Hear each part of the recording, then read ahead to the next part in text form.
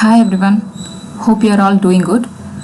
In this video we are going to learn about the introductory part and the basic concepts in circles. I am Monisha, teaching maths and physics from past 10 years for 8th grade to 12th grade students.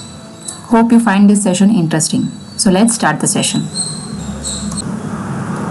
In a plane circle, there are a lot more points we need to understand and we need to learn. So there are different parts of a circle. They are circumference, diameter, radius, chord, origin, angle measure of the sector, arc, in that major arc, minor arc, etc. There are a lot more things we need to understand and learn. So in this video, we are going to learn all these parts of circle and the angle and the tangent, segment, etc. In parts of circle, the first one shown is the radius, the second one is the sector, the third one is the segment, fourth the arc, fifth the tangent, sixth the chord, seventh the circumference, and eighth the diameter. So these are just the diagrams of the following names, okay, the parts where in detail we are going to learn now. In this, first we are going to learn the definition of circle and the center of the circle, that is also called as origin. Okay, so in this we can notice a blue dots here. Okay, the blue dots which are called as the locus of the points, and these locus of the points are at same distance from the center. There is a red dot in the center. Okay, so these blue dots which are called as the locus of a point are at same distance from the center. If we trace those dots, we form a circle. Okay, what is a circle? Circle means locus of a points that are at same distance from the center is called a circle. Then what is center of a circle? We can notice a red dot there. So that red dot is called as origin or center of the circle. The center of a circle is a point equidistant from the points on the edge. Equidistant means it's same distance. So this red dot is in equidistant with the points which are at the edges, that are the blue dots. Similarly, the center of a sphere is a point equidistant from the point on the surface. If a sphere has a surface and the distance between the center and the surface of a sphere will be equal. Okay, and the center of a line segment is the midpoint of the two ends. If we consider the center of a line segment, then the point at the line segment will be exactly at the midpoint. So the center of a circle is the point which is at the midpoint, and the locus of a points which are at the same distance from the center is called as a circle. Hope you understood the definition clearly. Moving on to the types of circles. There are three types of circles, namely tangent circles, concentric circles, and congruent circles. Okay, first we will learn what is tangent circles. So tangent circles means in geometry, tangent circles are circles in a common plane that intersect at a single point. Okay, intersect at a single point. If two circles are intersecting at a single point, and that type of circles is called as tangent circles. Whereas these tangent circles are divided or classified into two types. One is internally tangent circle and the one is externally tangent circle. Just by seeing the figure we can understand that when two circles are intersect one inside the other. Okay, two circles are said to be internally tangent when the two circles touches one inside the other at a single point is called as internally tangent circle. In internally tangent circle, you can notice a point X there. So that is the point where both the circles touch each other. Okay. Next is externally tangent circle. So two circles are said to be externally tangent when those two circles touches externally at a single point. So in the second diagram, you can see the point U is the point of intersection of the two different circles. Okay, tangent circles have two different types. One is internally tangent circle and the one is externally tangent circle. Next, coming to concentric and congruent circles. Just by watching the diagram itself, we can understand what is concentric and congruent. So concentric circle means there will be a number of circles but the center is same. Okay, a number of circles which have different radius or radii but the center is same. Those circles are said to be concentric circle. So concentric circles have same center but different radii. Coming to congruent circles, in congruent circles, the radius of the two circles are same. The radius is same, but the centers are different. Okay, if two circles have same radius but different centers, then it is said to be congruent circle. Okay, moving on to center angle and intercepted arc. So what do you mean by center angle? You can notice an x degree inside the circle. So that x degree is called as a center angle. So this center angle is always equal to the length of that is the intercepted arc. We can notice a red line over there, that is called as an intercepted arc. So both the angles will be equal. The measure of that arc and the center angle will always be equal. So center angle is always equal to the arc. So by this information, we can understand and do the solvation of the problem very easily. So moving on to point of intersection. So what is point of intersection? When two or more circles intersect at a point. Okay, intersect at one or more than one point, and that point is specifically said to be point of intersection. In first case, when two circles will not touch each other, if they are not touching each other, then we consider it as no point of intersection.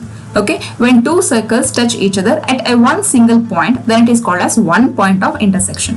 And when the two circles are touching each other at 2 points is considered as 2 point of intersection. Hope you understood this. Moving on to circumference and area of circle. So in the diagram, you can see a red line over there in the outside the circle. So the outer lining. So that red outer lining is said to be perimeter or circumference of the circle. Okay, the perimeter or circumference of a circle is the distance around the outside of a circle, which is given by a red line, whereas the yellow shaded area, the area which is shaded by yellow color, that whole area of a circle is the space inside it. So that space is considered as area of a circle.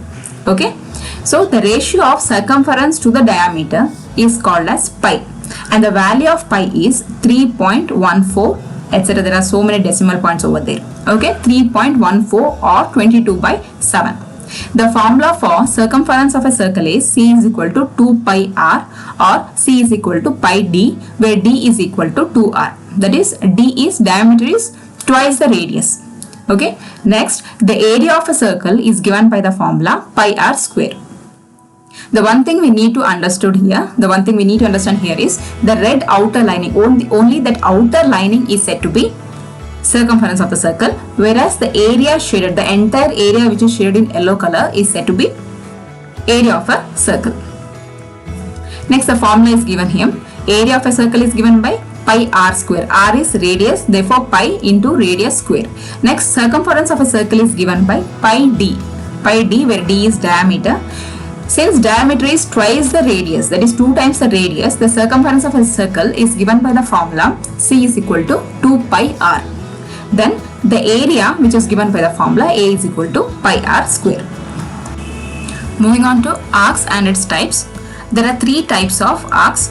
First one is minor arc, second is major arc, and third one is semicircle. Okay, minor arc means part of a circle in the interior of the circle, in the interior of the center angle, which measures less than 180 degree. So the arc which measures less than 180 degree is said to be a minor arc. Whereas major arc means part of a circle that is exterior of the center angle, which is more than exterior angle, that will be more than 180 degree, and it is also called as a reflex angle. Whereas third one is semicircle. The semicircle angle are congruent arcs whose endpoints lie on the diameter of the circle. So the endpoints, the endpoint of the arcs always lie on the diameter of the circle. Okay, so in minor arc, this is an arc with a measure less than 180 degrees, so it is called as an acute angle. So semicircle arc, this is an arc that is exactly 180 degree, therefore it is said to be a straight angle. Then major arc, this is an arc that is greater than 180 degree, so it is said to be a reflex angle. Moving on to diameter and radius. Okay, a circle's radius is the distance from the center of the circle to the outer edge. So the distance between a line which is from the center to the outer edge of a circumference is said to be a radius. Next, a diameter means a circle's diameter is the length of the line through the center from one edge to another edge. If a line is passing through the center which touches both the edges, and this diameter is the biggest chord in the circle.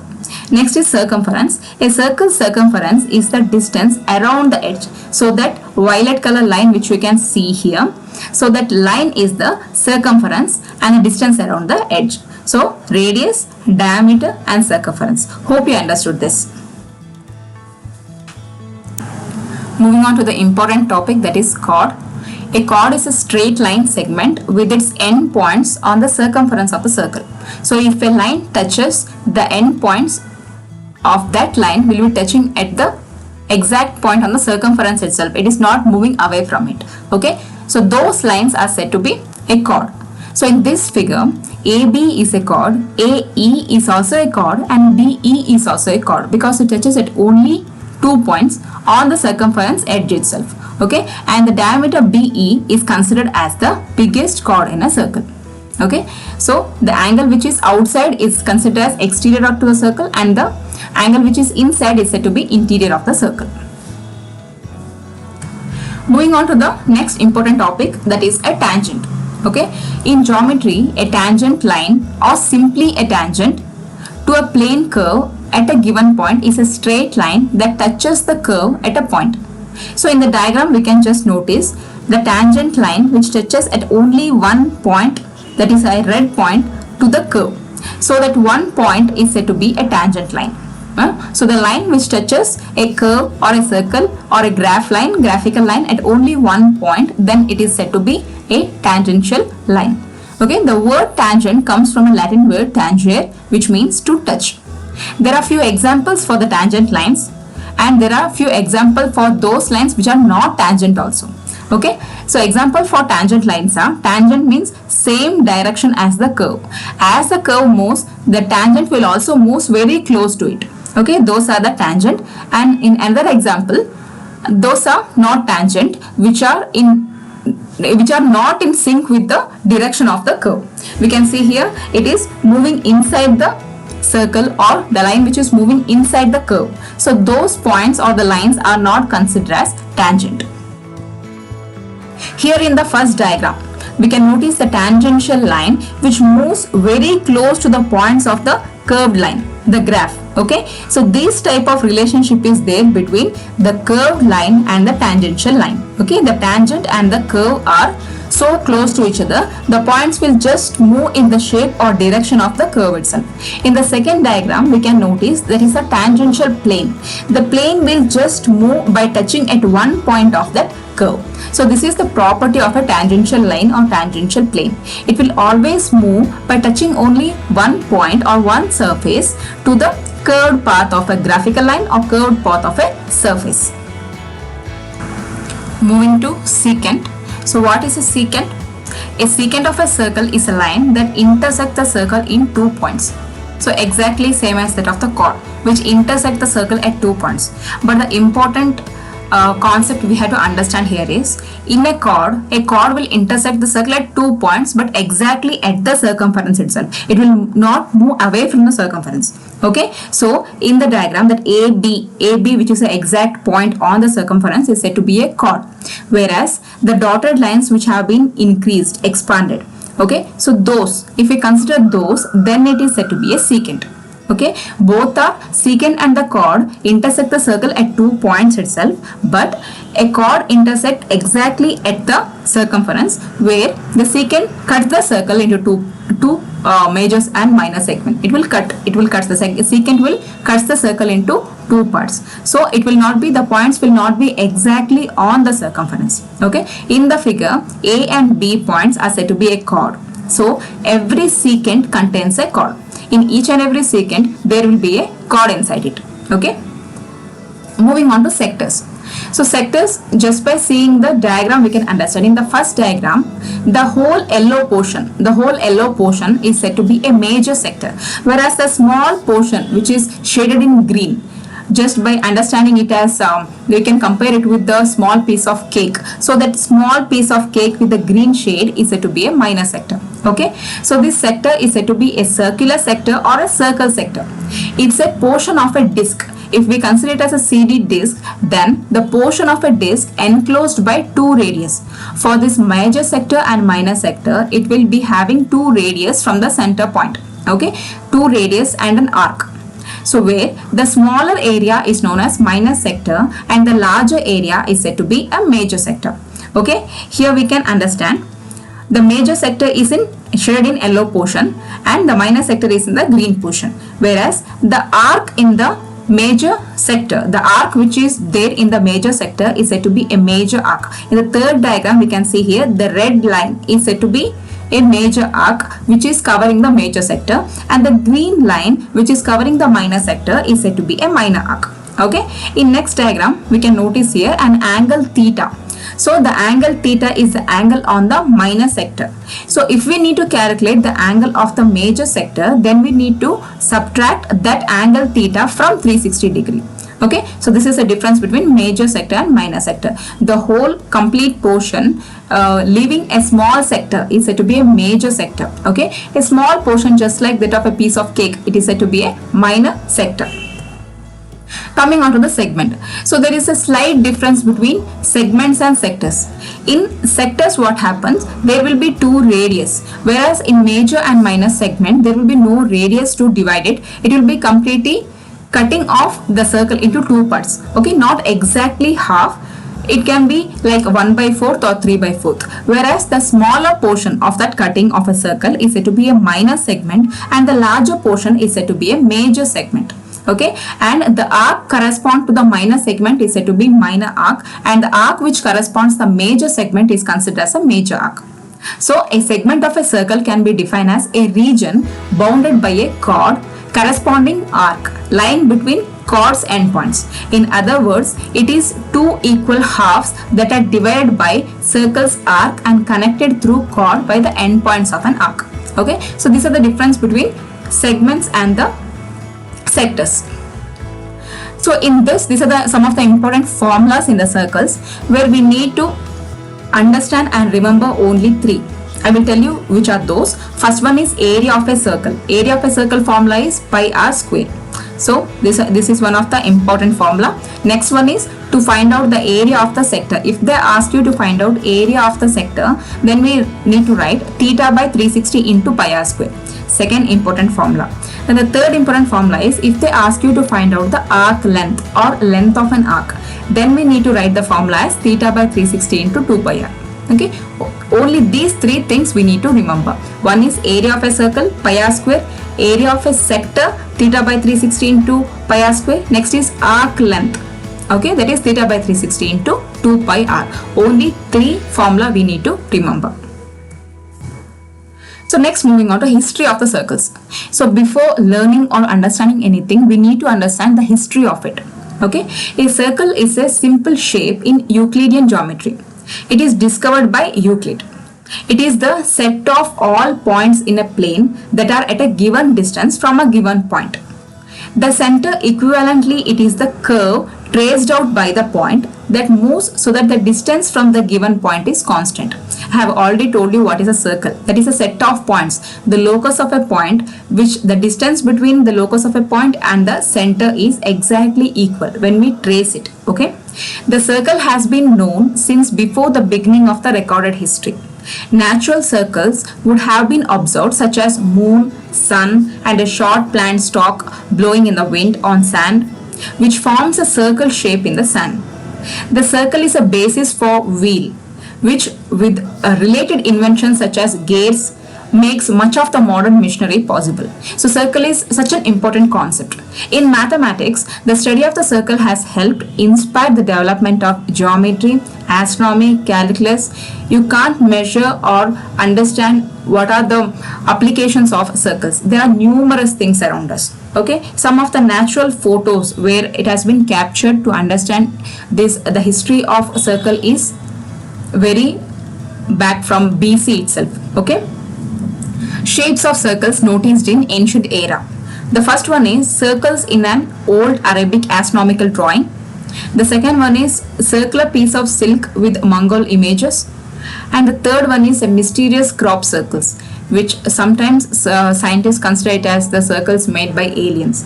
Okay, so these are some of the shapes of the circles noticed from ancient era. Next, moving on to the properties of circles. Some of the important properties of circle are as follows. The first one is the circles are said to be congruent. Congruent means same radius. Okay, congruent if they have equal radii. Okay. Second, the diameter of a circle is the longest chord in a circle. Okay, in a circle the longest chord is the diameter. Third one is equal chords and equal circles have equal circumference. If the circles have equal chords and equal circles, then the circumference is same.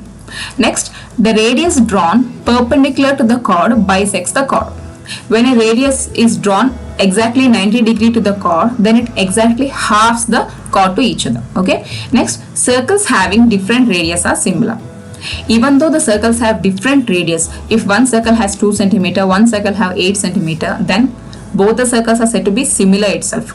Next, a circle can circumscribe a rectangle, trapezium, triangle, square, kite. A circle can circumscribe means outside the circle we can write, exactly outside the circle we can write a rectangle, trapezium, triangle, square and kite, everything. Okay, and inside a circle can inscribe inside a square, triangle and kite. Okay, inside that square and triangle also we can write a circle inside it, that is inscribing and circumscribing. Next is the chords that are equidistant from the center are equal in length. So the chords which are equidistant from the center, if the chord is drawn which is equal distance from the center, then the length of those two chords are equal. Next, the distance from the center of a circle is the longest chord is 0. The distance from the center of the circle to the longest chord is 0. Next, the perpendicular distance from the center of the circle decreases when the length of the chord increases. Next, if the tangents are drawn at the end of the diameter, they are parallel to each other. The tangents which are drawn at the ends of the diameter, then they are parallel to each other, which will never touch us.